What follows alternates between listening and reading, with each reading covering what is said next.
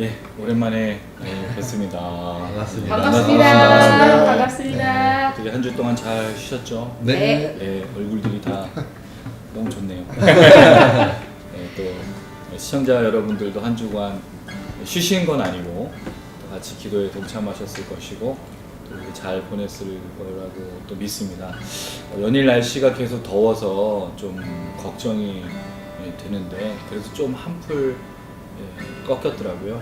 오늘 입추라고 하는데 물론 이제 공기는 전혀 입추 같진 않지만 그래도 이제 그 절기는 이제 또 절기대로 또 그렇게 또 시대에 따라 뭐 시간에 따라서 모든 것들이 이제 맞춰가듯이 또 절기가 되면 또 그렇게 바뀌는 것 같습니다. 좀 며칠만 더 참으면 더 시원해지는 바람이 될 것 같고요.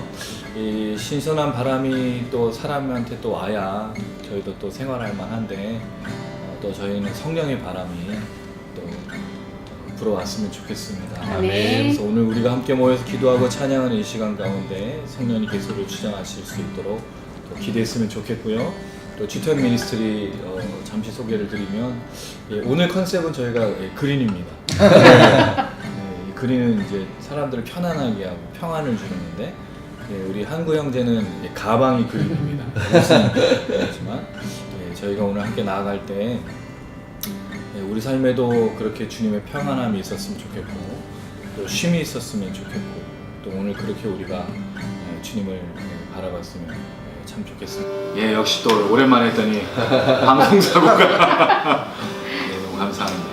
어쨌든 저희가 오늘 함께 나누는 이 시간이 쉼과 평안이 되었으면 좋겠고 사실 우리에게 쉼이라는 말은 일을 안 한다는 뜻이 아니라 주님의 은혜로 채워야 되는 것이 진정한 쉼이고 안식입니다.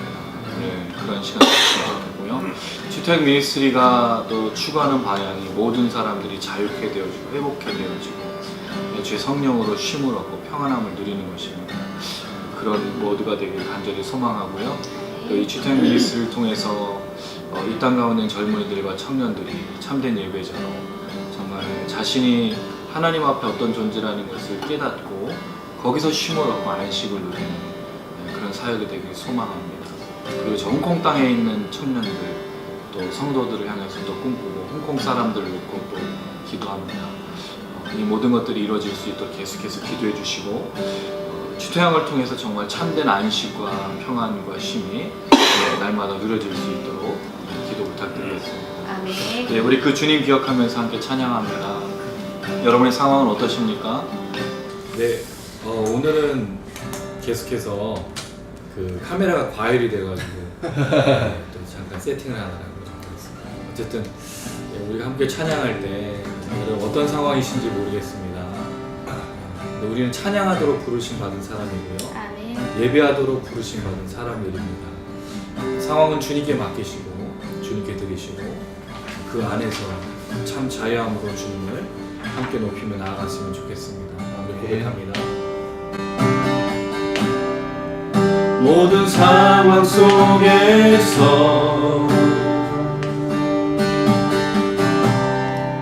주를 찬양할지라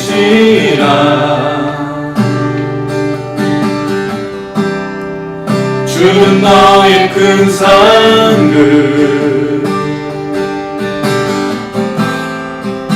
큰 도움이시라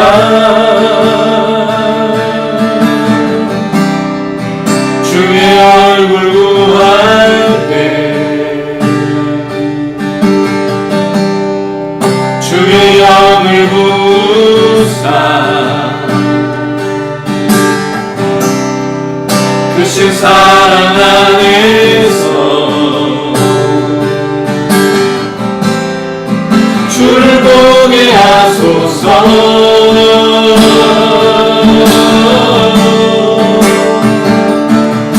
내 영혼이 확정되어 싸우니 믿음의 눈들로 주를 바라봅니다. 내 영혼이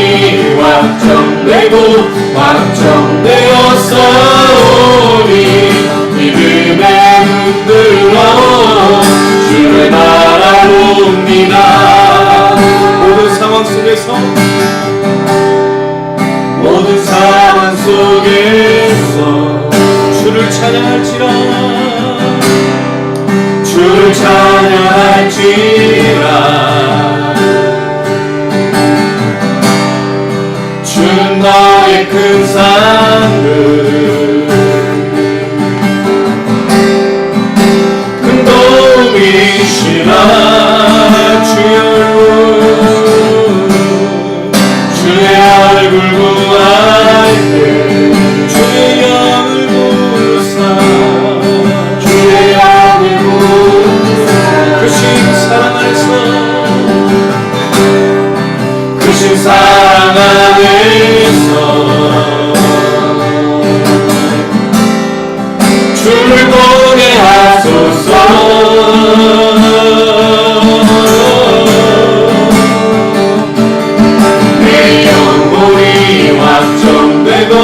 확정되어 싸우리 믿음의 눈으로 주를 바라봅니다 내 영혼이 확정되어 싸우리 믿음의 눈으로 주를 바라봅니다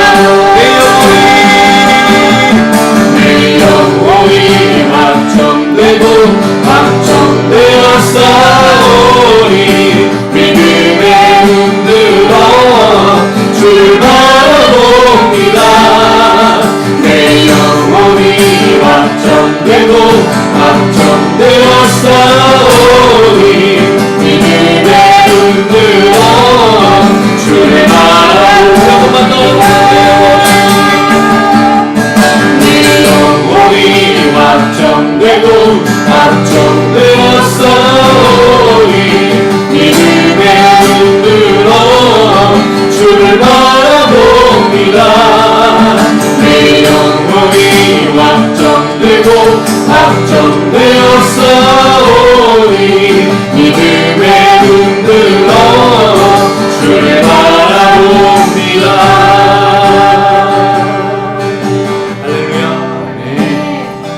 어떤 상황인지 모르지만 주님을 향한 이 찬양이 멈추지 않길 바랍니다 주를 높이는 그 예배가 멈추지 않길 바랍니다 우리 계속해서 찬양합니다 주님 우리가 예배할 수 있도록 우리가 주님을 찬양할 수 있도록 우리를 채우시고 성령으로 역사하여 주시옵소서 그리고 주님을 기대하면서 함께 고백하며 나갑니다 날 채워주소서 날 만져주소서 날 일으키소서 지금 이 시간 끝없는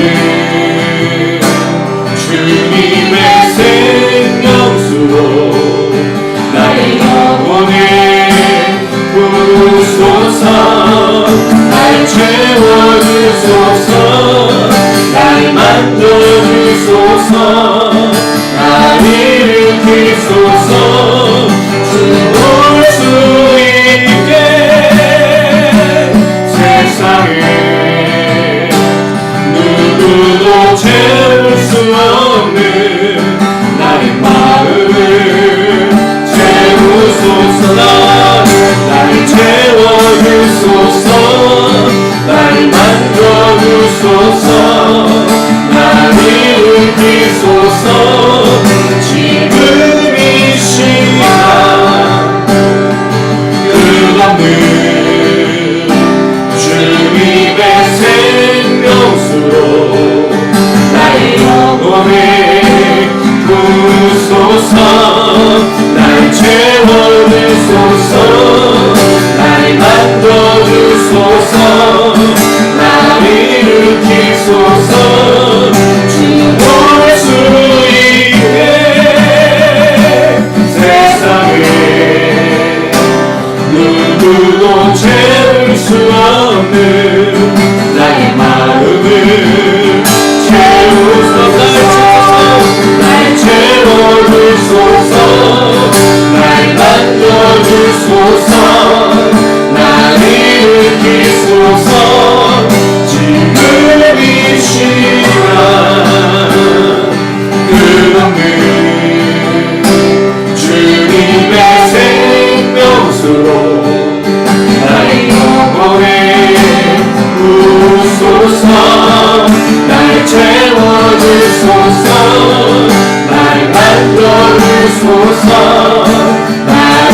일으키소서.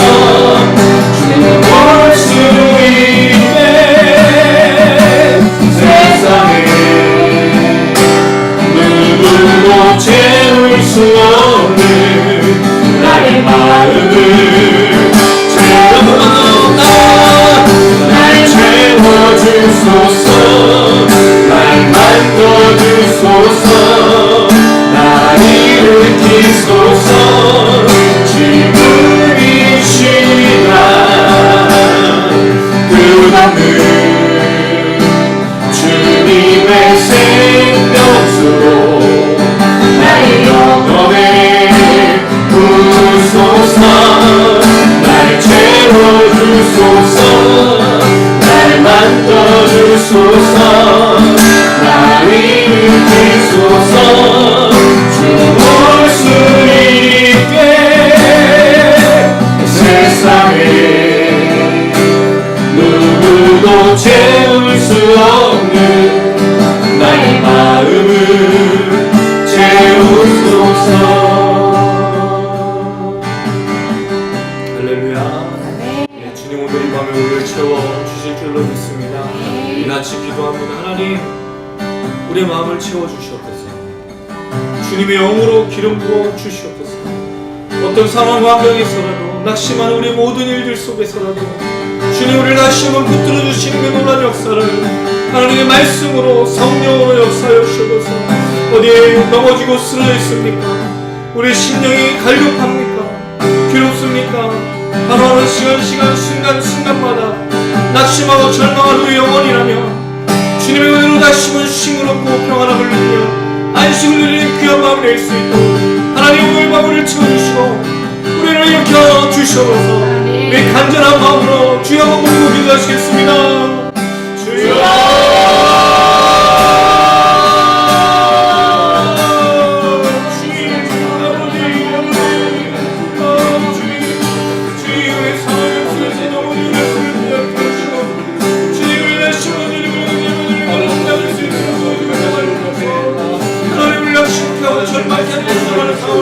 가정의 문제가 있습니다. 사업의 문제가 있습니다.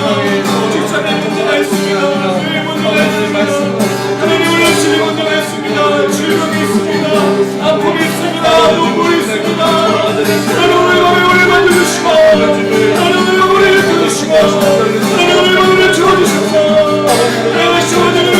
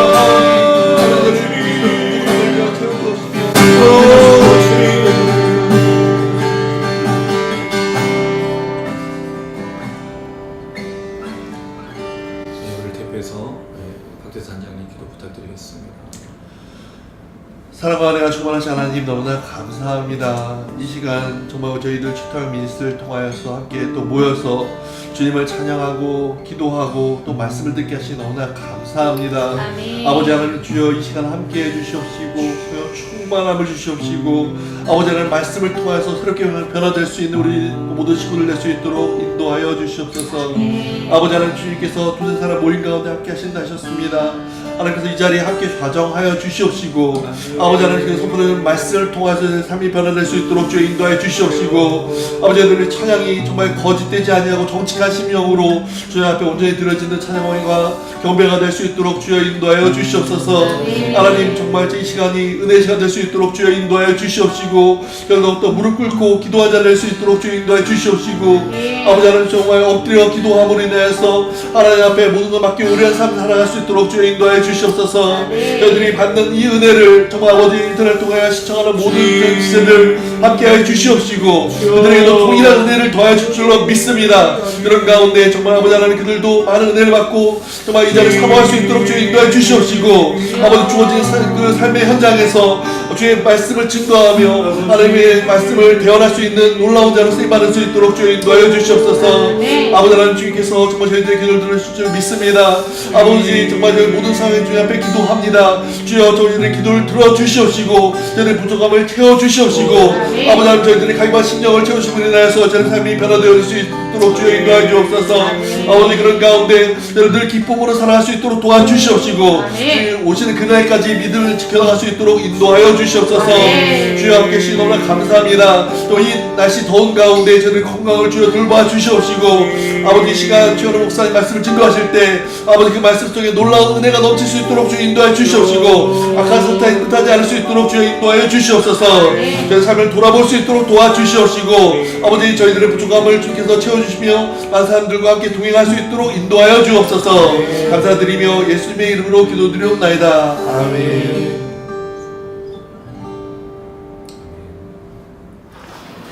오늘 말씀은 지난주 저희가 한 주를 넘어가서 이번 주 말씀 같이 연결해서 좀 보도록 하겠습니다. 느헤미야 6장 15절부터 7장 4절까지를 같이 보도록 하겠습니다. 느헤미야 6장 15절에서 7장 4절입니다. 구약 734페이지에 있습니다. 느헤미야 6장 15절에서 7장 4절 읽겠습니다. 제가 먼저 읽습니다. 성벽 역사가 52일 만인 엘룰월 25일에 끝남에 이방 족속들이 이를 듣고 다 두려워하여 크게 낙담하였으니 그들이 우리 하나님께서 이 역사를 이루신 것을 알미니라. 또한 그때 유다의 귀족들이 여러 번 도비아에게 편지하였고 도비아의 편지도 그들에게 이르렀으니 도비아는 아라의 아들 스가냐의 사위가 되었고 도비아의 아들 여호하난도 데레게아의 아들 무술람의 딸을 아내로 맞이하였으므로 유다에서 그와 동맹한 자가 많음이라. 그들이 도비아의 선행을 내 앞에 말하고 또 내 말도 그에게 전하매 도비아가 내게 편지하여 나를 두렵게 하고자 하였느니라. 성벽이 건축되매 문짝을 달고 문지기와 노래하는 자들과 레위 사람들을 세운 후에 내 아우 하나니와 영문에 관원 하나냐가 함께 예루살렘을 다스리게 하였는데 하나냐는 충성스러운 사람이요 하나님을 경외함이 무리 중에서 뛰어난 자라. 내가 그들에게 이르기를 해가 높이 뜨기 전에는 예루살렘 성문을 열지 말고 아직 파수할 때에 곧 문을 닫고 밑장을 지르며 또 예루살렘 주민이 각각 자기가 지키는 곳에서 파수하되 자기 집 맞은편을 지키게 하라 하였노니 같이 읽습니다. 그 성읍은 광대하고 그 종류는 적으며 가옥은 미처 건축하지 못하였음이니라. 아멘. 예, 지난주에 저희가 원래는 느헤미야 6장 15절에서 19절을 나눴어야 되는데 저희가 한 주 좀 쉬고 다시 이렇게 말씀 나누게 됐습니다. 같이 좀 보려고 하고 있고요. 다음 주는 제가 또 개인적으로 그 어떤 교회 그 전교회 수련회 강사로 부르심을 받아서 다음 주 기도 모임은 거기서 섬기는 것으로 기도 모임을 그렇게 이제 이어가도록 하겠습니다. 양해를 좀 부탁드리겠고요. 저희가 이제 한 달에 한 번씩 하는 집회로 이제 그 기도 모임하고 이제 병행할 때는 기도 모임은 조금 이렇게 여러 가지 일로 이렇게 좀 쉴 때도 있지만 집회는 절대로 쉬지 않으니까 저 팀은 왜 이렇게 잘 쉬나 그런 얘기가 아니고 사역이 있었기 때문에 이제 그렇게 양해를 좀 부탁드리겠습니다. 네, 드디어 성벽이 완성이 됐습니다.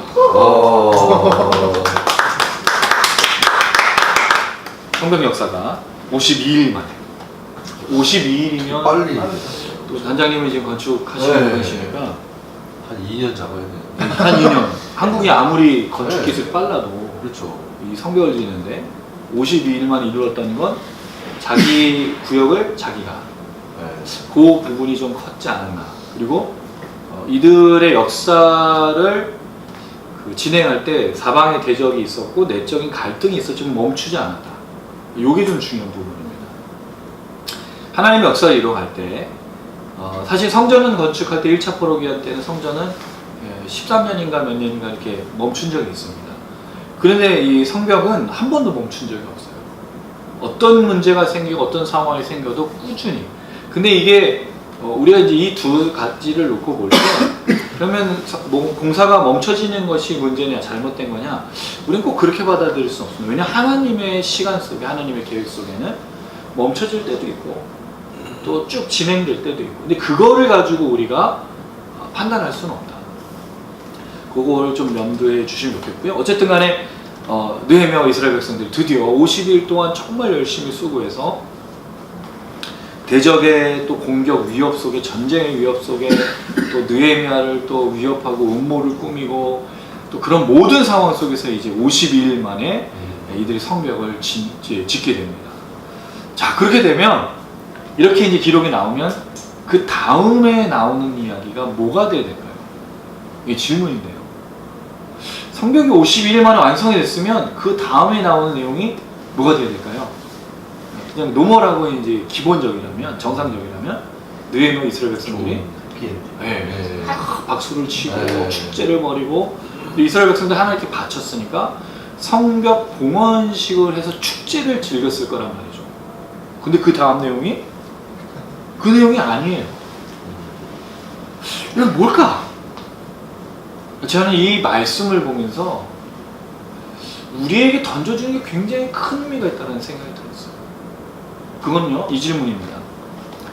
그럼 느헤미야가 페르시아 그 수산궁에서 술 맡은 관으로 있을 때 하나님이 그의 동생인 하나니를 통해서 예루살렘 상황을 듣게 하시고 그 들은 내용을 가지고 불탄 열정이 생겨서 내가 고국으로 돌아가서 성벽을 짓겠다라고 많은 갖게 된 마음들, 그리고 페르시아 왕의 마음을 움직여서 제목과 군사들 같이 온 상황, 이걸 보면 하나님의 계획은 뭐죠? 비전은 성벽을 짓는 겁니다. 그리고 성문을 짓는 거예요.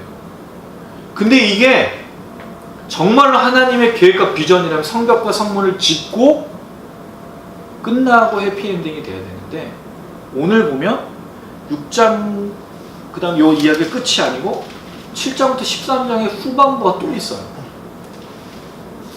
그럼 성벽 재건과 성문의 재건이 완벽한 하나님의 비전인가? 그걸 이루는 것이 하나님의 진정한 계획일 수 있겠는가라는 질문을 던질 수밖에 없습니다. 성벽이 완성이 되면 이 내용이 끝나야 된다는 거죠. 하나님은 뭔가를 더 요구하고 계시는 거예요. 느헤미야도 이 성벽과 성문을 완성하는 것으로 끝나지 않고 있다. 그의 기록은 7장부터 13장에 다른 걸 세우는 기록이 나와요. 그러면 전반부는 성벽을 재건하고 성문을 재건하는 내용 6장까지, 7장부터 13장 뭘 짓는 거야? 이걸 볼 때 성벽과 성문을 짓는 이 결과, 이게 초점이 아니라는 거죠. 뭔가 의미 있는 일이 있다라는 거예요. 근데 우리는 생각할 때 주로 뭐를 초점을 맞추냐면 결과. 이게 이제 주로 뭐와 연결되죠? 성벽, 성문 짓는 것, 또는 성전 연결하면 다 교회 건물 짓는 거, 또 교회 어떤 큰 행사를 벌이는 걸 다 그거 연결하는 거죠. 그러니까 끝! 잘 됐어요. 하나님 영광과 팍팍 박수 올리고 누굴 좀 칭찬해요. 끝! 근데 성경은 그거에 초점이 있는 게 아니에요. 결과에 초점이 있는 게 아니에요. 뭔가 다른 의미가 있다라는 것을 말해주고 있다는 거죠. 사실은 이게 우리에게 좀 중요한 것이, 우리가 어떤 거에 의미를 두느냐가 사실 그걸 중요하게 여긴다는 겁니다. 그게 뭐냐면, 어떤 사람은 돈을 좋아해요. 그럼 거기에 의미를 부여합니다. 돈을 열심히 벌어서 돈을 모아요. 돈을 쓰는 거죠. 또 어떤 사람은 다른 거예요. 또 어떤 사람은 다른 거예요. 자기의 의미를 부여하는 거에 모든 걸 두고 있는 거예요. 근데 느헤미야 성벽을 짓고 성문을 짓는 거에 의미를 부여하지 않았다는 거죠. 이게 중요한 거예요. 그럼 그는 도대체 뭐에 의미를 두고 뭐를 초점을 두고 있는가? 자, 요 얘기 전에 이것이 느헤미야가 그 결과로 나왔던 이 성벽 짓는 것이 초점이 아니라는 걸 그 다음 구절로 이제 알 수 있는 요걸 얘기하고 좀 넘어가겠습니다. 16절에 같이 한번 읽어볼게요. 16절입니다. 시작. 우리의 모든 대적과 주위에 있는 이방 족속들이 이를 갖고 다 두려워하여 크게 낙담하였으니 그들이 우리 하나님께서 이 역사를 이루신 것을 알미니라. 놀라운 건 성벽과 성문을 짓는 걸 보고 누가 하나님을 찬양하죠? 이방 족속. 예, 이방 족속. 이방 족속들은 어떤 사람들이었어요? 사방에서 성벽과 성문을 못 짓게 하기 위해서 애썼던, 음모도 꾸며보고 군사적 위협도 가해보고 내적인 분열도 일으켰던 사람들이 지금 이 일을 누가 이루었다? 하나님이 이루셨다라고 고백하고 있다는 거예요. 와, 왜 이 성벽과 성문을 짓는 이 결과를 느헤미야 이스라엘 백성들의 고백이 아니고 주변 국가의 고백으로 채워넣고 있을까? 여기서 중요한 점이 한 가지 있습니다. 그게 뭐냐면요, 이방 족속들과 대적들이 두려워했다, 낙담했다라고 되어 있는데, 이 부분에 보면 그들이 성벽과 성문을 지은 걸 보고 크게 낙담하고 절망했다는 뜻이거든요. 그럼 그들은 왜 남의 나라가 성벽 짓고 성문을 짓는 건데 낙담할까요? 그건 아무 상관없는 거잖아요. 성벽을 짓고 성문을 짓는 건 그 나라가 짓는 건데 왜 이것이 낙담하는 거예요? 그 다음 내용입니다. 그들이 우리 하나님께서 이 역사를 이루심을 알미라. 그 이 성벽과 성문의 역사는 누가 한 것이다? 하나님. 이것 때문인 거예요.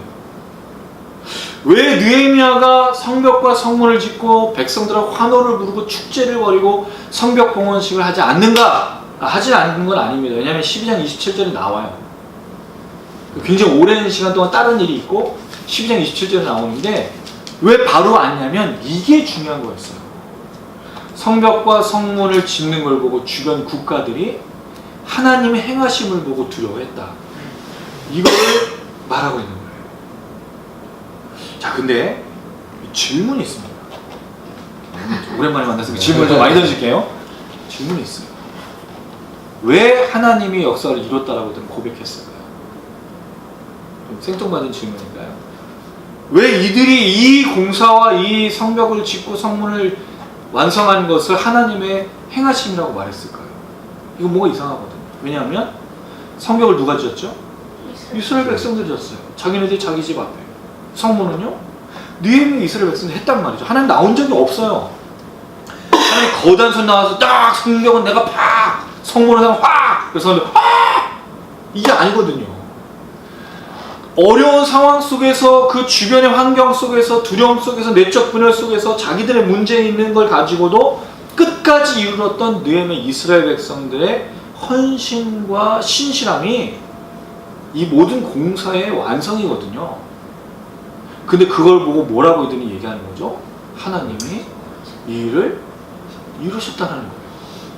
그러면 세상 사람들이 하나님을 보여달라고 말하는 질문을 많이 들어요. 하나님 어디 계시냐? 하나님 보여달라. 그럼 뭘 보여줄 수 있을까요, 우리가? 하나님을 믿는 우리가 살아내는 것이 하나님 보여주는 거예요. 우리가 놓치고 있는 게 있어요. 성벽과 이 성문 짓는 거 하나님 하신 게 아니에요, 실제로는. 물론 하나님 도와주셨죠. 하나님 역사하셨죠. 하나님의 모든 행하심이 없는 게 아닙니다. 이걸 말하는, 제가 이걸 틀렸다고 말하는 게 아니라 분명히 역사하심을. 근데 그 역사가 누구를 통해 보여주고 있느냐 이거예요. 우린 거예요, 우리. 느헤미야 이스라엘 백성들이었어요. 왜?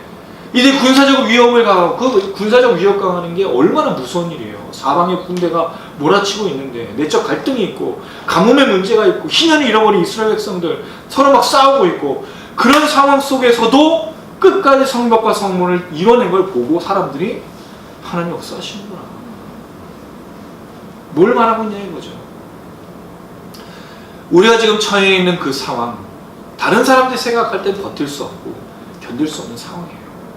그 속에서 신실하고 진실하고 정직하게 하나님을 믿는 믿음으로 나아갈 때 하나님이 기뻐하시고 성령님이 기뻐하시고 예수님께서 기뻐하시지만 누가 보고 있다고요?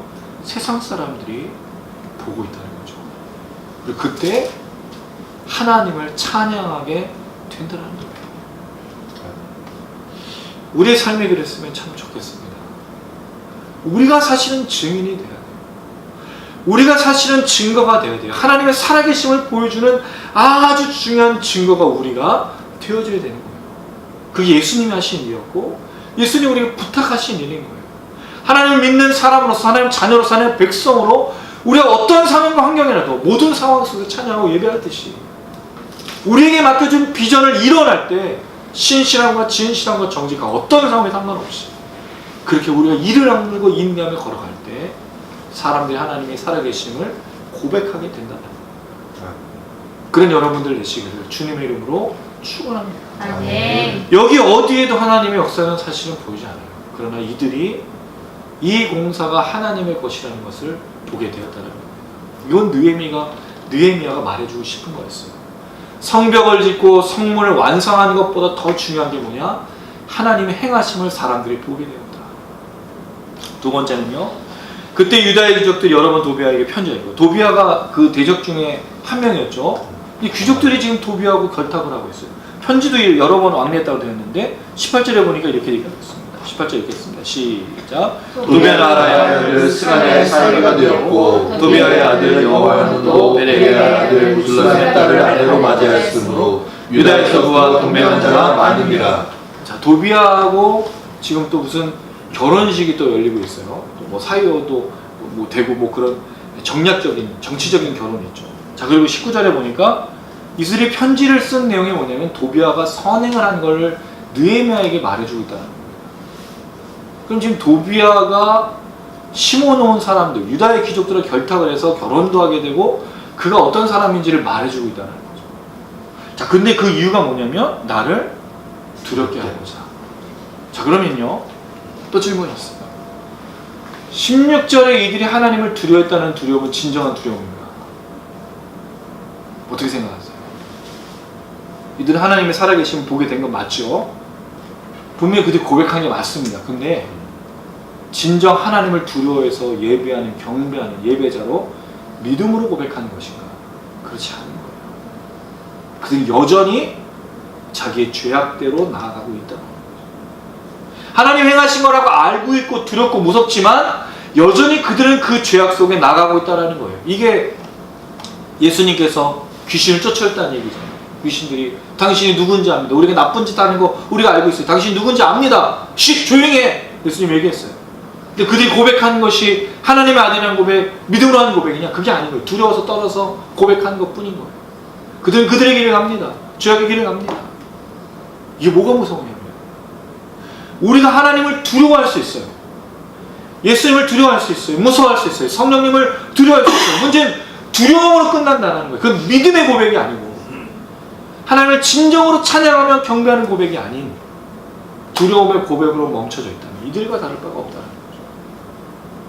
이들은 진정한 신앙의 고백이 아닌 거예요. 근데 많은 사람들이 하나님을 무서워하는 것을 신앙으로 착각하는 분들이 있어요. 요한일서에 보면 두려움이 사랑이 두려움을 내쫓느니라라고 되어 있어요. 하나님을 두려워하는 존재, 경배하는 존재, 예배하는 존재, 존경하는 존재로 믿지만 우리 안에 사랑이 있기 때문에, 하나님 우리를 사랑하시기 때문에 우린 두려움은 없어요. 무서움이 있는 게 아니에요. 근데 이들은 그렇지 않다는 거죠. 그리고 이들의 모든 목적은 어디를 향해 있죠? 성벽과 성문이 완성이 돼도 끊임없이 자기의 길로 이 느헤미야를 두렵게 한다는 거예요. 이게 뭘 던져주는 걸까요? 성벽과 성문의 완성이 끝이 아니라는 거예요. 완성은 있을 수가 없어요. 지금 이 땅에서. 우리는 주님 오신 그때까지 걸어가야 됩니다. 많은 교회들이 성전을 지으면 다 끝난 거라고 생각해요. 사람들이 막 몰려올 거라고 생각합니다. 성전 짓는다고 사람들이 몰려오는 거예요. 어떤 일을 이루면 다 끝난 거라고 생각합니다. 그렇지 않아요. 그건 과정인 것뿐이에요. 끊임없이 우리 안에 두렵게 하고 죄악을 주는 것들이 많다는 거예요. 이걸 잘 보여주는 게 뭐가 있을까요? 우린 엘리야 선지자를 압니다. 엘리야 선지자가 850대 1, 바알과 아세라 선지자 850대 1과 싸웠어요. 이 가뭄의 시기에 누가 진정한 하나님이냐, 누가 진정한 신이냐, 비를 주는 신이 진짜 신이다. 그래서 바알과 아세라 선지자 850명이 열심을 다해서 자기 신을 외칩니다. 엘리야가 비웃죠. 야, 너네 신이 못 듣고 있나 보다. 더 크게 외쳐요. 아! 막 소리를 야 그래서 안 되겠어 별짓을 다 해봐 그랬더니 자기를 막 때리고 학대하고 피를 보이는데 반응을 할 수가 없죠. 왜? 죽은 신이니까. 결국에 엘리야가 딱 그때 등장. 850명이 실패한 그 상황 속에서 엘리야가 등장하는데 엘리야가 등장하면서 뭐를 요구하냐면 비를 내려달라고 말하지 않았어요. 이게 놀라운 게 가뭄의 그 시기 속에서 제일 좋은 그 하나님의 살아계심을 보여준 게 뭐죠? 비를 내리면 그럼 진짜 하나님인데 근데 엘리야는 그렇게 하지 않았어요. 어떻게 하죠? 장작을 쌓아놓고 거기다 물을 끼얹은 다음에 불을 붙이면 이 하나님이 진짜 하나님입니다. 그 방법을 쓰고 있다고. 그래서 불이 붙잖아요. 왜 가뭄의 때에 비를 안 주냐고. 왜? 만약에 비를 주면요 그게 진짜 하나님이 아닌지 모르는 거예요. 왜? 그 비가 내렸다라고 말하면 되거든요. 근데 장작에다 물 끼얹은 장작에다 불을 붙이는 건 하나님만이 하실 수 있어요. 그래서 엘리야가 계속 하나님의 역사로 담대하게 외쳐가지고 불이 붙었어요. 진짜 하나님 되겠어요. 850명을 그 시내가에 가서 다 죽여버렸어요. 자, 근데 문제는 뭐냐면 엘리야가 그렇게 하나님의 역사를 행했을 때 아합과 이세벨이 그 당시 그 악한 왕과 악한 왕비가 돌아온 게 아니에요. 하나님의 살아계심을 보았지만 엘리야를 죽여버리겠다. 근데 놀라운 건 엘리야가 그 얘기를 듣고 도망을 간다는 거죠. 850대 1로 싸웠다. 그 엘리야가 아이고 무서워 도망갔어. 되게 굉장히 이해가 되지 않는 부분이에요. 근데 저는 사실은 엘리야가 물론 두려워서 도망갔다고 볼 수도 있겠지만 이런 생각이 들었어요. 우리가 하나님의 일을 열심히 하고 열정을 내서 뭔가 할 때 그 일이 이루어지지 않으면 뭘 느끼죠? 절망을 느낍니다.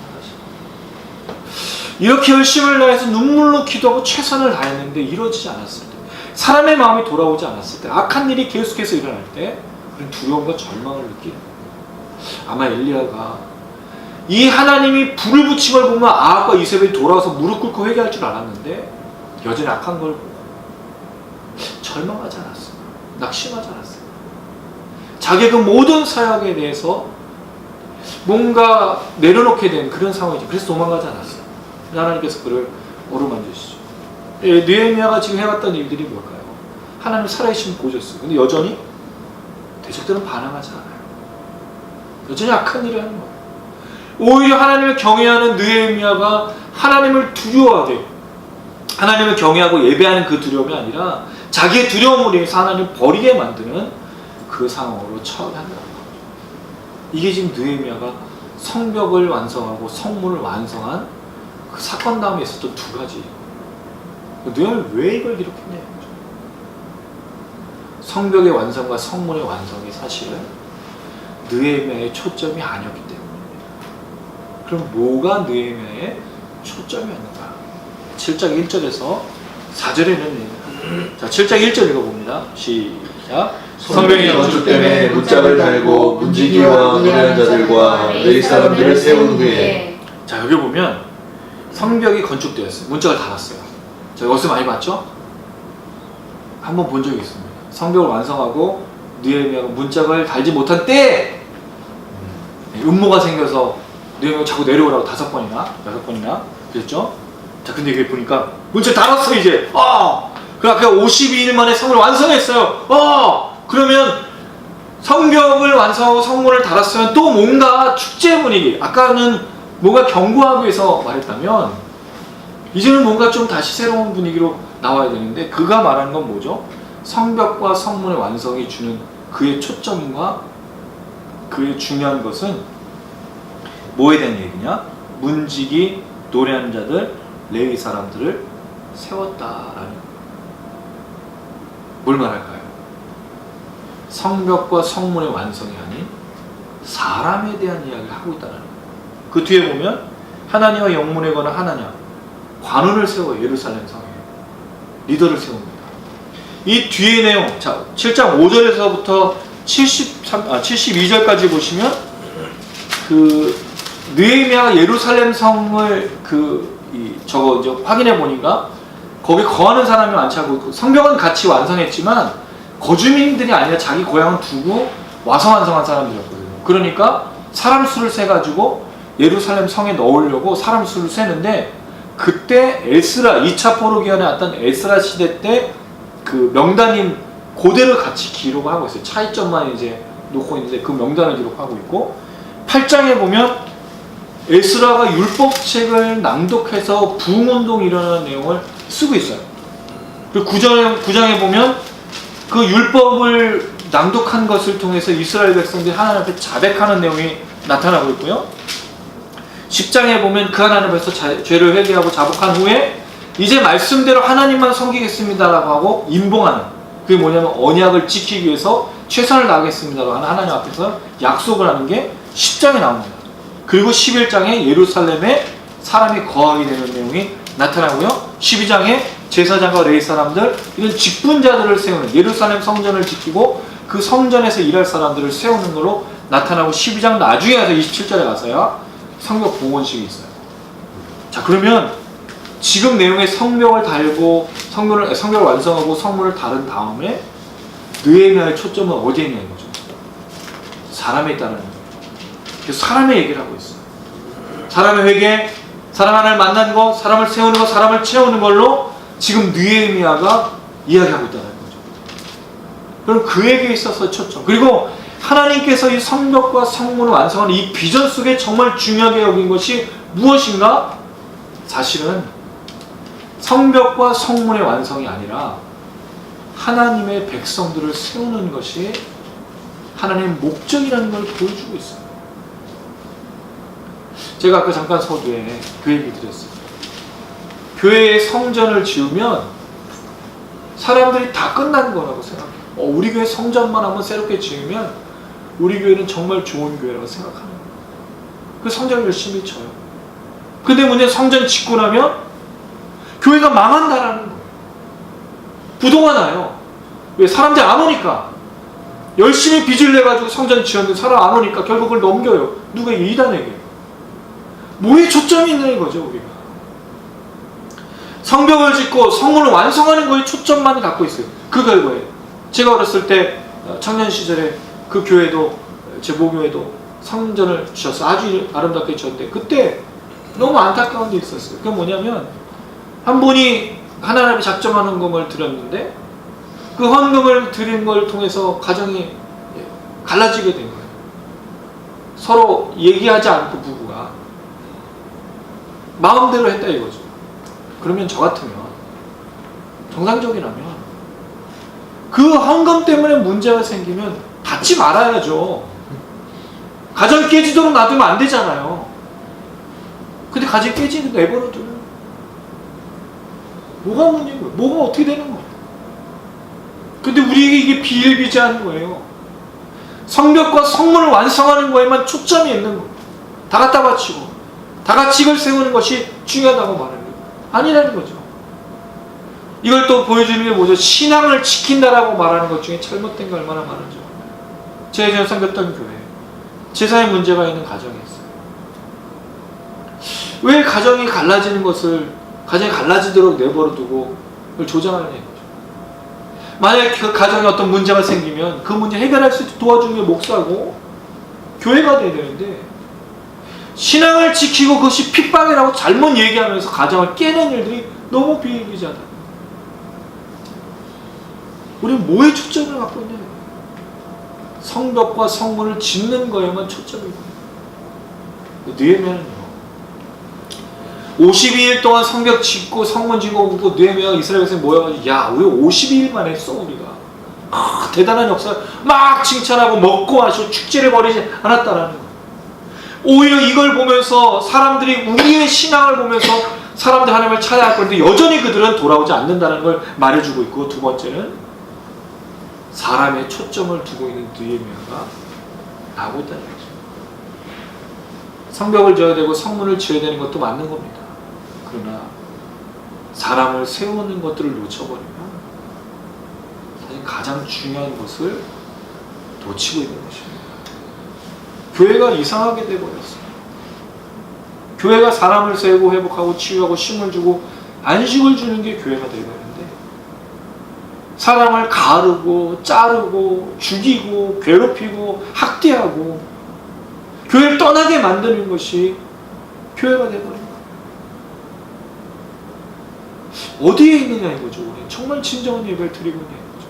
느헤미야는요 문짝을 달고 사람을 세우겠다는 거죠. 여기 사람이 나옵니다. 문지기, 노래하는 자, 레위 사람들은 이 문지기는 성전 문지기는 아닌 것 같아요. 왜냐면 노래하는 자와 레위 사람들은 그 성전에서 그 성전에서 일하는 사람이기 때문에 이건 성문 문지기가 아니라 성전 문지기처럼 보여요.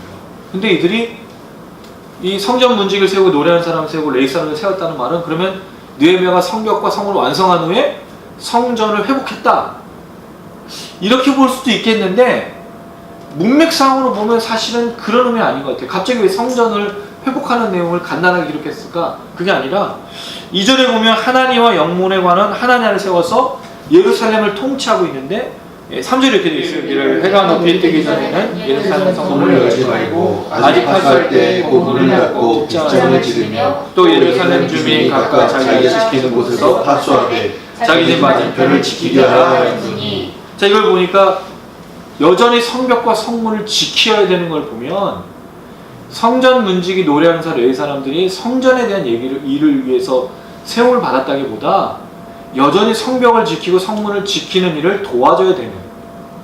왜냐하면 우리가 3장에서 보면 그 성벽을 짓는 일을 대제사장부터 시작하잖아요. 그러면 제사장들, 레위 사람들 다 포함돼서 일을 했다는 거죠. 또 한 손에는 쟁기를, 한 손에는 또 무기를 들었기 때문에 성벽 방어하고 공사를 같이 했었던 것이 여전히 이루어지고 있던 것을 보여주는 겁니다. 중요한 건 지금도 여전히 사람을 세워서 이 일을 감당해야 된다. 파수해야 된다. 여전히 이 대적들의 공격이 있음에 대해서 경계하고 있는 느헤미야라는 것을 말해주고 있다는 거예요. 느헤미야는 성벽과 성문의 완성이 끝이 아니라고 생각한 겁니다. 여전히 사람들을 세워가면서 이 일을 감당해야 되는 것이 중요하다는 것을 깨닫고 있었던 것입니다. 그리고 나서 자기 동생 하나니를 세워요. 이 하나니는 하나님을 경외하는 사람이었고 예루살렘 소식을 전해줬던 충성스러운 사람이었어요. 네. 근데 이제 좀 그렇죠. 동생을 세웠어요. 낙하산. 세습. 네. 근데 그렇게 보이지는 않고 느헤미야와 함께 하나님의 일을 위해서 정말 최선을 다했던 사람을 앞에 세웁니다. 그리고 하나냐. 어떤 성경은 어떤 해석하는 분들은 하나님과 하나님을 같은 사람으로 보는데 그렇지는 않고요.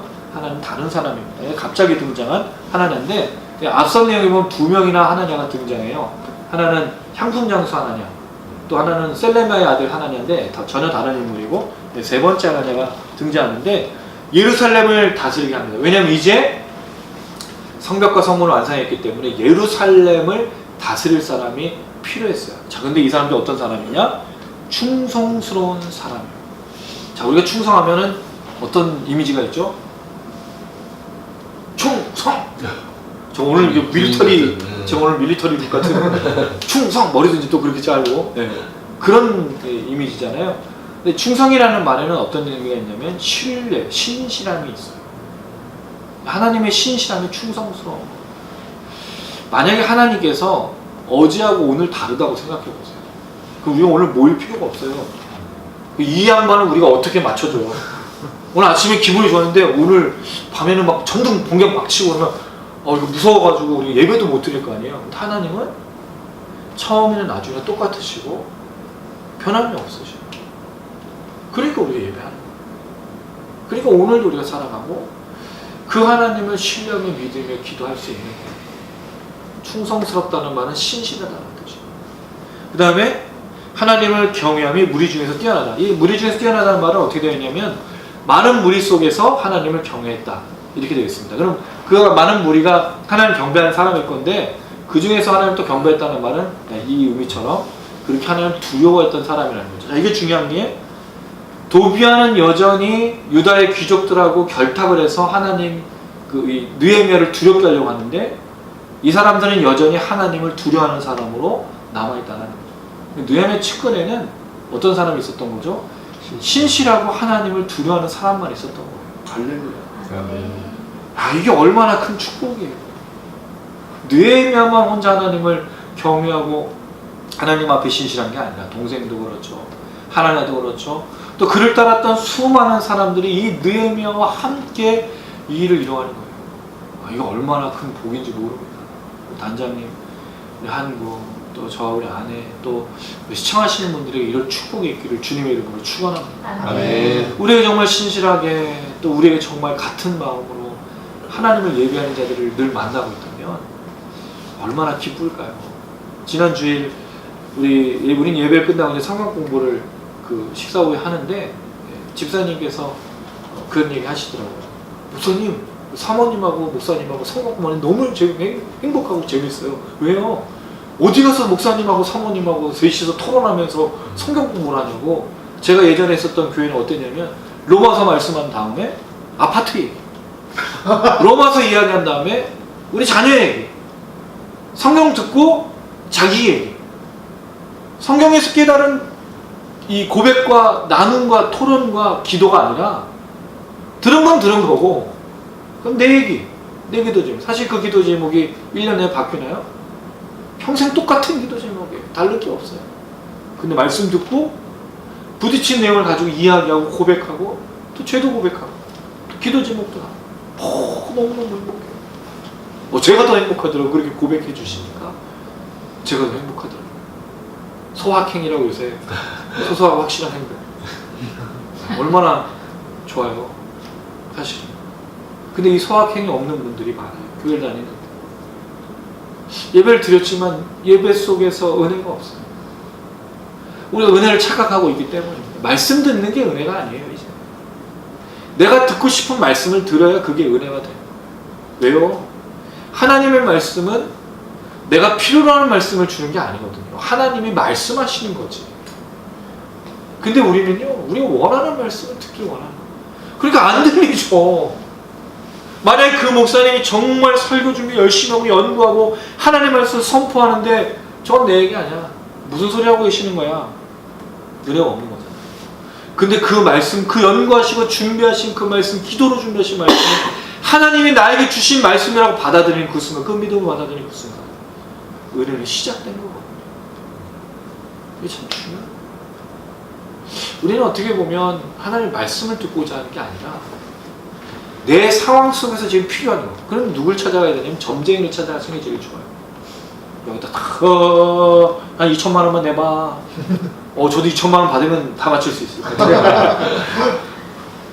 우리 그러고 있다는 거예요. 예배 가서. 그걸 안 들어. 그러니까 목사님들이 나중에는 처음에는 본문으로 준비하다가 나중에는 성도들에게 들리게 하기 위해서 편법을 쓰는 거죠. 재밌는 얘기, 감동적인 얘기, 영상도 보고 시도 읽어주고 편지도 해요. 하나님 말씀이 아니잖아요. 이 말씀 그대로 들어야 되는데 안 듣는 거예요. 또 그런 얘기를 해요. 강해 설교는 나쁜 거다. 어떤 분들은. 왜? 정해진 본문대로 나가잖아요. 그럼 우리 거기다 갖다 맞추라는 거냐? 왜 갖다 맞춰요? 하나님 말씀에 들으면 되는 건데.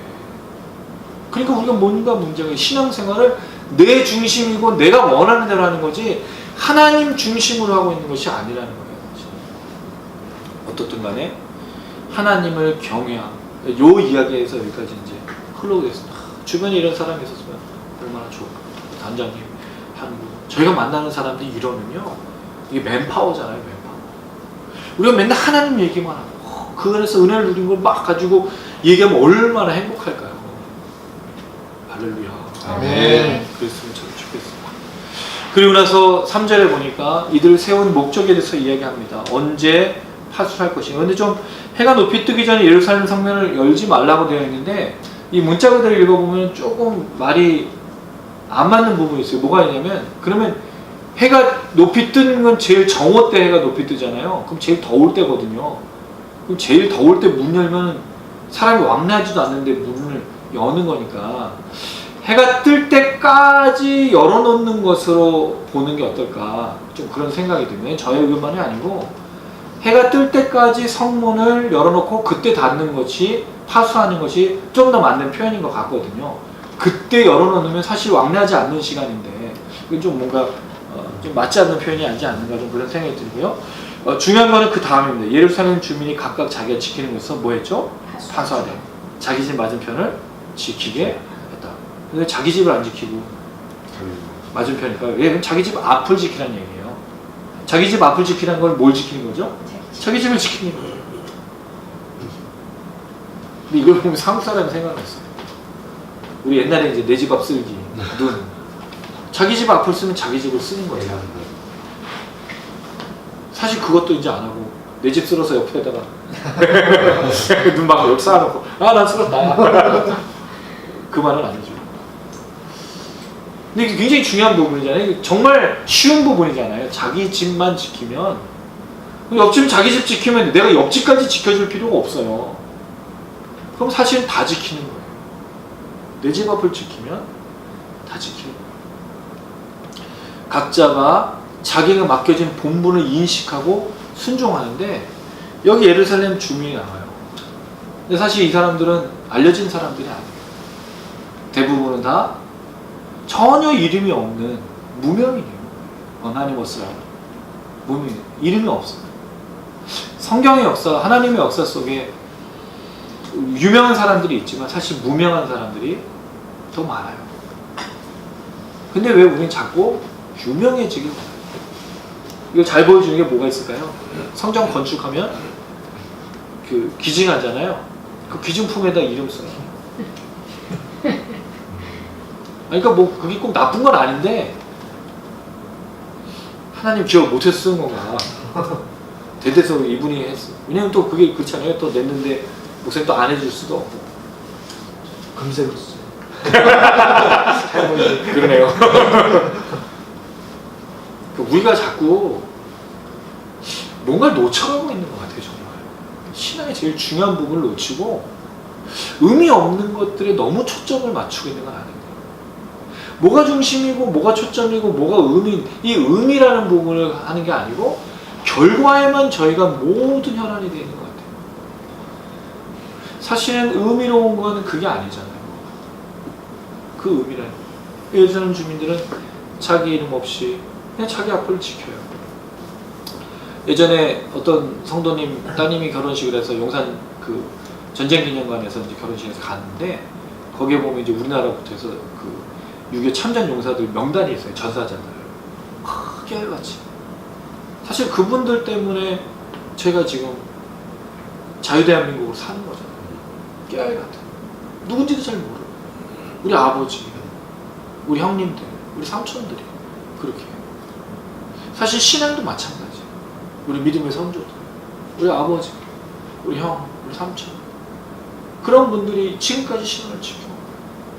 근데 그분들 이름 안 드러난다고 화나냐? 그런 거 없다 이거죠. 각자 자기가 맡은 부분에 그 믿음 지키는 거. 그러니까 사실은요, 이게 굉장히 중요한 부분이에요. 내 믿음 내가 지킨다. 내 집은 내가 지킨다는 것처럼 내 믿음 내가 지킨다는 거. 옆 사람 믿음 지키기 위해서 애쓸 필요가 없는 거예요. 다른 사람을 지키기 위해서 애쓸 필요가 없는 거예요. 내 믿음 내가 지키면 되는 거예요. 사실 이게 느헤미야가 참 재미있는 게 느헤미야는 자기 이름 별로 잘 안 나와요. 거의 이름이 별로 등장하지 않아요. 대부분 주변 사람들, 예루살렘 거민들 어쩌다가 뭐 필요할 때마다 나오지. 그렇게 되어 있어요. 자, 그리고 마지막에 4절 이렇게 되어 있습니다. 그 이유가 뭐냐? 왜 이렇게 되냐? 성읍 광대하고 주민은 적으며 가구 미처 건축하지 못하였다. 자, 여기 이제 던져주는 게 뭐냐면 자기 집 앞을 지켜야 되는데 아직 집이 없었어요. 이제 목사님들 좋아하는 거죠. 이게. 하나님의 성전을 짓는데 당신 집 없어도 되니까 갖다 바치라고. 그게 얼마나 은혜로워요. 하나님의 성전이 지금 없는데 여러분 자기 집 갖고 있는 사람은 뭐합니까? 그 사람들하고 당신 만약 35평 살면 25평으로 내려가고 그 나머지 돈으로 하나님께 바치라고. 목사님들이 많이 그랬어요. 이 얘기를 하고. 이게 그게 아니잖아요. 지금 성벽 짓고 성문 짓는 거 착각하는 거예요. 성전과 성벽과 성문을 착각하는 거예요. 성벽과 성문은 보호의 의미가 있는 거예요. 이게 성전의 의미하고 다른 거예요.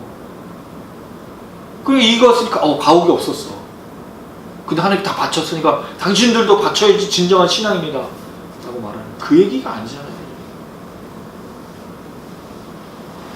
오늘 사실은 이 전체적인 6장 15절에서 7장 4절까지 얘기는 초점은 이겁니다. 무엇에 의미가 있는가? 무엇에 초점을 둘 것인가? 우리는 결과해야 되고 그 결과를 통해 성벽과 성문에만 초점을 들고 하는데 느헤미야는 그러지 않았다는 거죠. 사람을 세웠고요. 그 사람들이 무엇을 했는가에 대해서 말해주고 있어요. 여전히 대적들이 존재하고 있다라는 걸 이야기해주고 있습니다.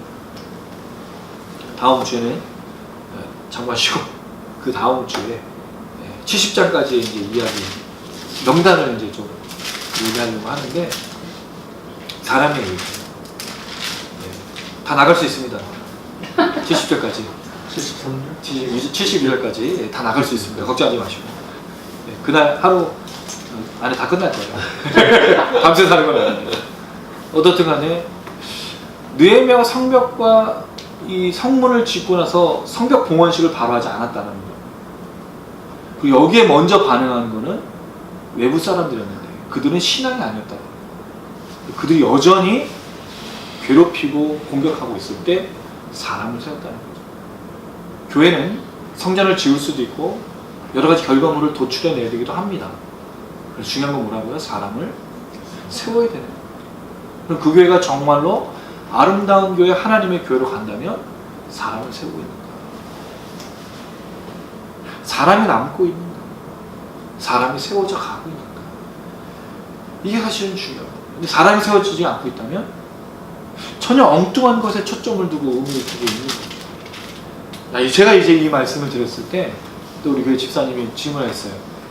목사님, 제가 이제 이건 알겠는데 그럼 저에게 있어서 사람을 세우는 건 뭘까요? 적용의 질문하시고 너무 예리한 질문이라 뭐라고 답변을 해야 될까 생각하다가 사람을 세운다는 의미가 과연 뭐냐 이제 그거로 이제 접근해보면 집사님 그러시더라고요. 제가 제 딸을 세우는 게 사람 세우는 건가요? 네, 맞습니다. 집사님. 제가 학원을 운영하는데 거기 아이들을 비록 예수를 단도직입적으로는 전하지 못하지만 정직하고 진실하게 잘 가르치고 이 아이들을 도와주는 게 세우는 걸까요? 그것도 맞는 겁니다. 남편으로 서시고 아들로 서시고 우리가 할 수 있는 수많은 세움이 있어요. 성벽과 성문을 세워서 보호를 하듯이 세우는 수많은 일에 집사님이 사람 세우는 일을 할 수 있다. 우리도 마찬가지입니다. 우리의 적용은 뭐냐는 거죠. 각자 달라요. 똑같을 수가 없어요. 그럼 각자 고민해 보시고 세워야 된다. 마지막입니다. 느헤미야가 50일 동안 일을 진행해 왔어요. 말도 안 되는 일이 뭐냐면 예루살렘에서 일이 시작된 게 아니에요. 포로 잡혀갔던 사람 중에서 하나님의 비전을 받은 사람이 와가지고 성벽을 짓겠다고 사람들이 반신반의하고 저게 가능한 일이고요. 근데 시작해서 사람들의 마음에 감동의 역사가 일어나고 막 대적들이 일어나고 분열이 있지만 끝까지 가가지고 하나님의 역사를 이루고 있다는 거죠. 한 사람에게 주신 비전이 10사람에게 100사람에게 흘러가서 일 감당하고 있다는 거예요. 제가 이걸 보면서 어떤 사람이 글을 쓴 걸 생각이 났어요. 가끔은 좀 또라이가 돼요. 가끔은 누군가의 좀 멍청하고 좀 상식을 초월한 그런 일들이 전염을 시키면서 하나님 역사를 이루는 것이다 라는 생각이 들었어요. 우리나라 양궁은 전 세계 1위죠.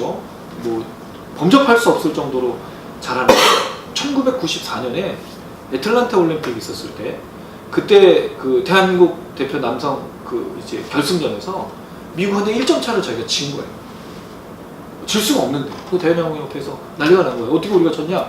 나중에 알고 봤더니 그 양궁 그 활을 만드는 업체가 그 당시에 1위가 미국 기업이었고 2위가 일본 기업인데 이 미국 기업이 대한민국 선수들한테는 안 좋은 걸 주고 활을 공급을 아예 안 좋은 걸 하고 미국 선수들은 새 활을 신형을 준 거예요.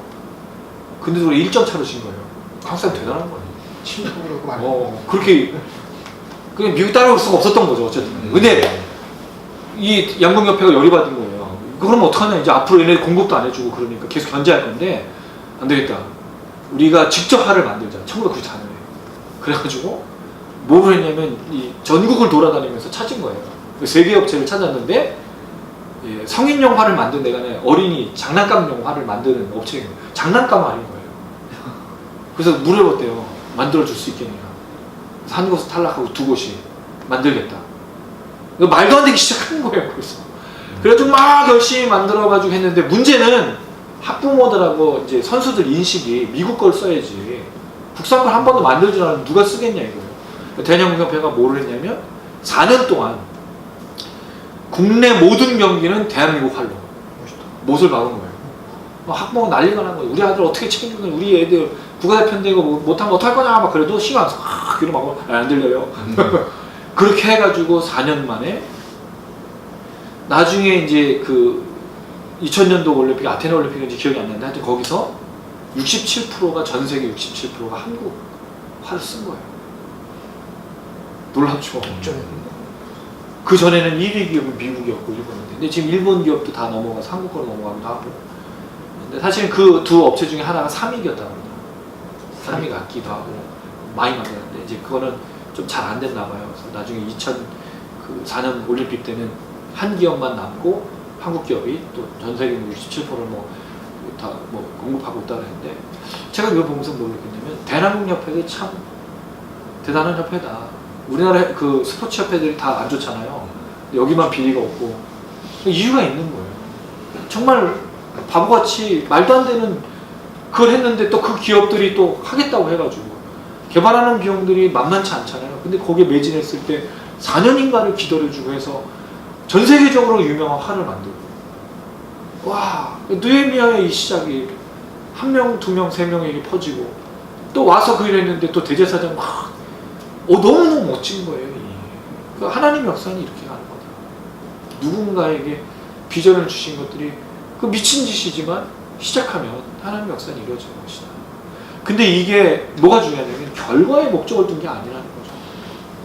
느헤미야가 한 번도 성벽과 성문을 완성하기 위해서 누군가를 압박을 하거나 스트레스를 주거나 그런 적이 없어요. 정말 지혜롭게 정직하고 진실하게 하나하나 다 살펴보면서 이 길을 걸었다는 거죠. 충성되고 오직 하나님만을 두려워하면서 이 길을 걸었다는 거예요. 그걸 우리가 보고 있는 거예요. 그럼 초점은 그 의미의 성벽과 성문이 아니라 사람이었기 때문에 우리 이걸 꼭 기억해야 될 필요가 있습니다. 교회는요, 사람이 중요해요. 왜냐하면 교회가 자체가 하나님 믿는 백성들 사람이기 때문에 거예요.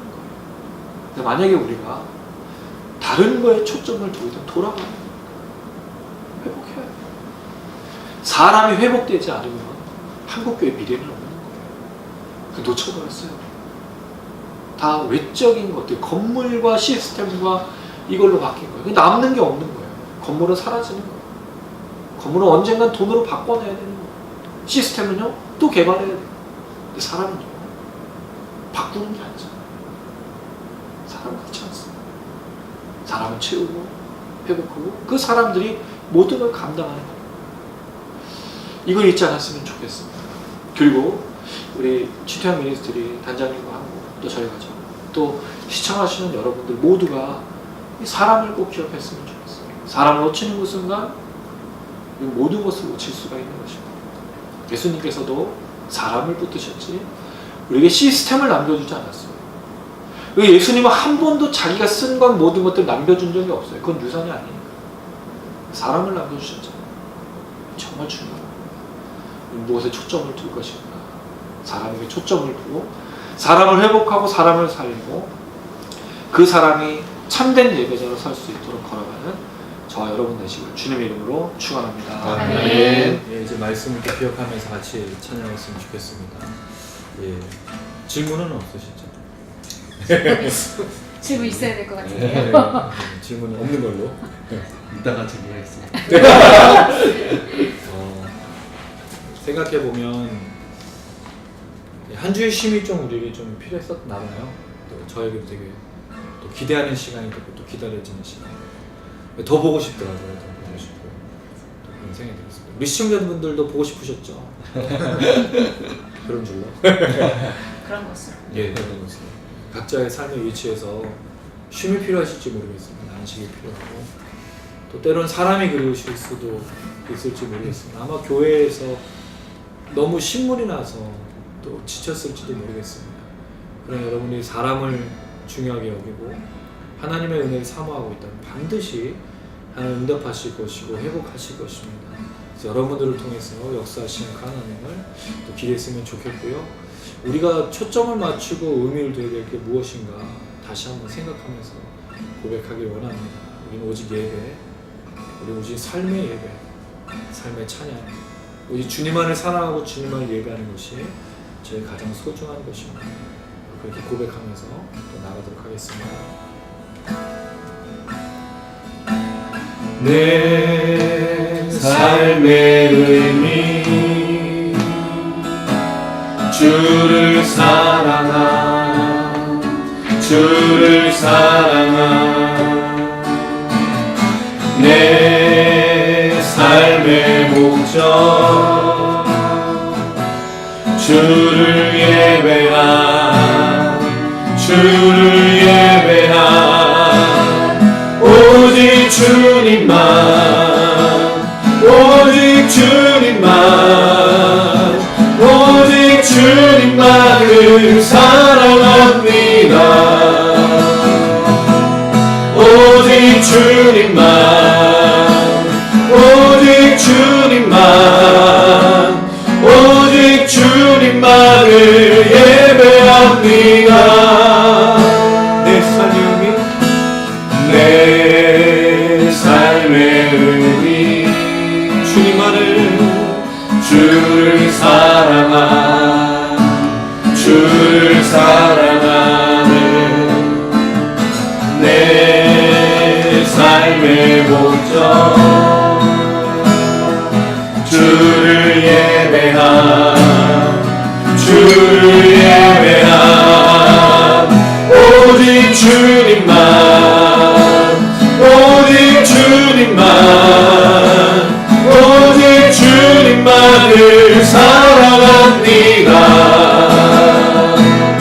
오직 주님만 오직 주님만 오직 주님만을 예배합니다 우리 삶의 의미인데 내 삶의 의미 주님만은 주를 사랑함 주를 사랑하며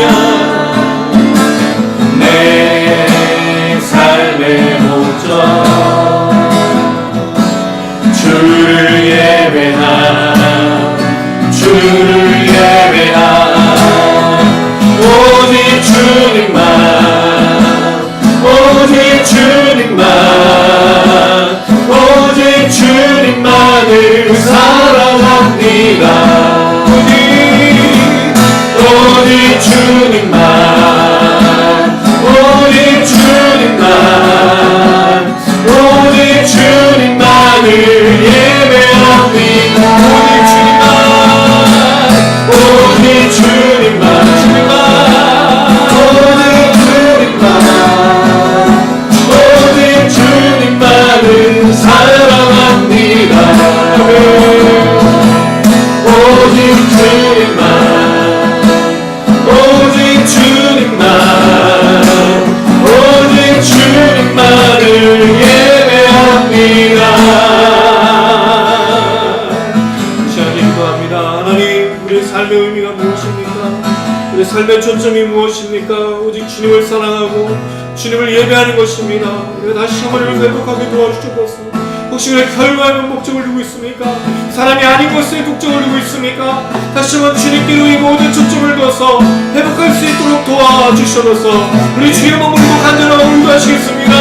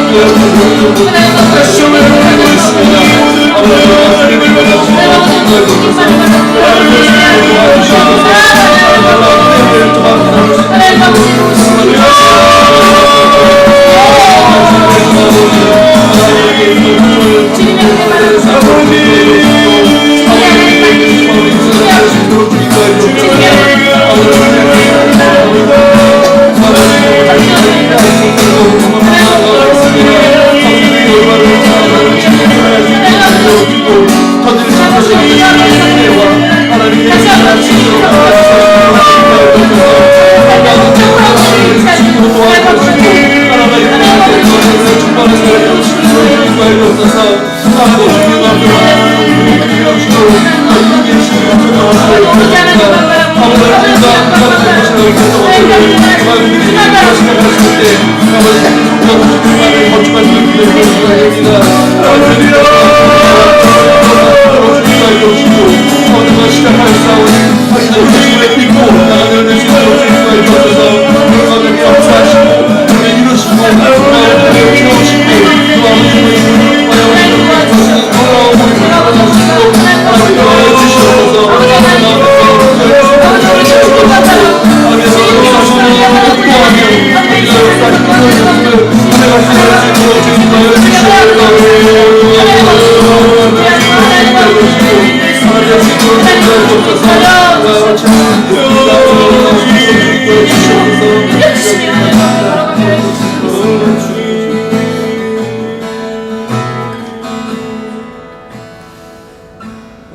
하나님, 우리가 주님만을 예배하고 주님만을 사랑하는 것이 삶의 의미와 목적이라는 것을 다시 한번 기억하고 회복하게 하여 주시옵소서. 아멘. 우리가 너무 그동안에 결과만은 우리가 원하는 것만을 추구했었는데 주님 다시 한번 주님 원하시는 것이 무엇인지, 하나님 우리가 원하시는 것이 무엇인지 초점을 맞출 수 있도록 하나님 도와주시옵소서. 아멘. 쉼이 없는 우리에게, 안식이 없는 우리에게 주님 우리를 찾아와 주셔서 주님의 은혜로 말미암아 회복되어지고 치료되어지는 귀한 시간 되게 하여 주시옵소서. 아멘. 그래서 하나님 아버지, 사람이 얼마나 중요한지, 우리가 얼마나 중요한지 그 사랑으로 채워지며 회복되어지는 우리 모두가 될 수 있도록 하나님 인도하여 주시옵소서. 아멘. 우리의 삶의 의미, 우리 삶의 목적은 주님을 사랑하고 주님을 예배하는 것입니다. 그런 자들에게 주님께서 크신 은혜와 사랑으로 역사하시고 또 채워주실 줄로 믿습니다. 아멘. 사랑하시는 그 주님의 사랑을 고백합니다. 여러분 믿음으로 두려워하지 마시고 걱정하지 마시고 염려하지 마시고 선포하시기 바랍니다. 우리 주님이 얼마나 사랑하시는지, 나를 위해 이 땅에 오신 그 주님이 나를 얼마나 붙드신지를 기억하면서 믿음으로 고백하십시오. 주 사랑 놀라운 그 사랑 나를 위한 그의 십자가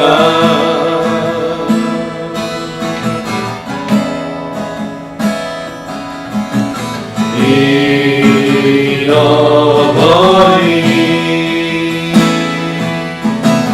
나를 찾아 이 땅 위에 오신 나의 예수,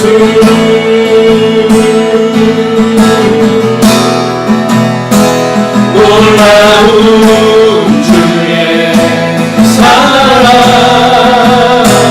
내 맘에 가득 넘치네. 그 사랑 나를 새롭게, 놀라운 주의 사랑, 주 사랑 놀라운 그 사랑 나를 위한 그의 십자가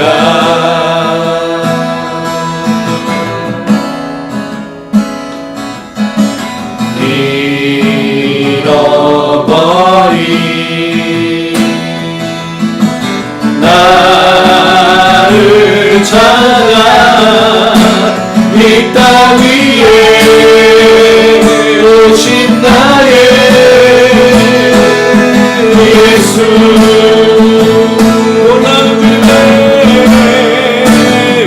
놀라운 주의